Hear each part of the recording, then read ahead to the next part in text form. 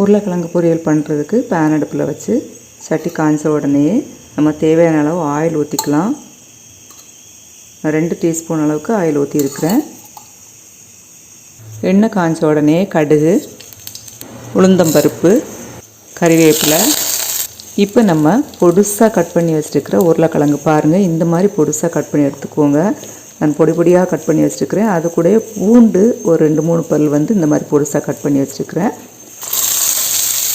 இதையும் நம்ம இப்போ ஆட் பண்ணிக்கலாம். மிக்ஸ் பண்ணி விட்டுக்கலாம். தேவையான அளவு உப்பு சேர்த்துக்கலாம். மஞ்சத்தூள் 1/4 டீஸ்பூன் அளவு போட்டிருக்கிறேன். Pepper 1/4 teaspoon. மிக்ஸ் பண்ணி விட்டுக்கோங்க.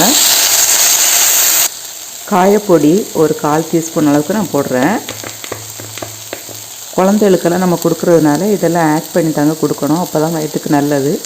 இப்போ இது கூட சில்லி சிக்கன் மசால் பார்த்திங்கன்னா 1 ஸ்பூனுக்கு நான் சேர்த்துருக்குறேன். இவ்வளோ தான் நம்ம மசால் சேர்த்துருக்குறோம்.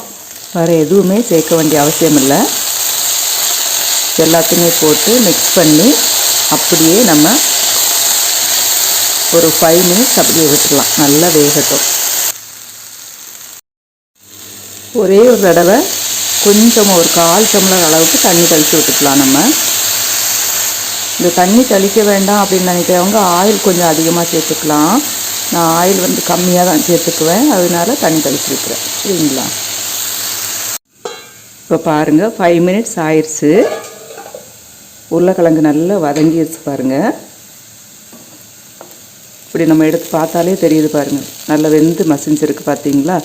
இந்த மாதிரி நீங்கள் குழந்தைகளுக்கு செய்து கொடுத்தீங்கன்னா ரொம்ப நல்லா இருக்குங்க.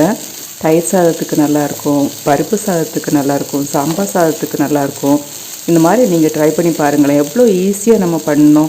போட்டிருக்க மசாலெல்லாம் நீங்கள் நோட் பண்ணிங்கள்ல, வயத்துக்கும் ஒன்றும் ஆகாது. பூண்டு சேர்த்துருக்குறோம், காயப்பொடி சேர்த்துருக்குறோம். 5 மினிட்ஸில் வேறு நம்ம செய்துட்டோம். அவ்வளோதாங்க, நமக்கு ரெடி ஆயிடுச்சு.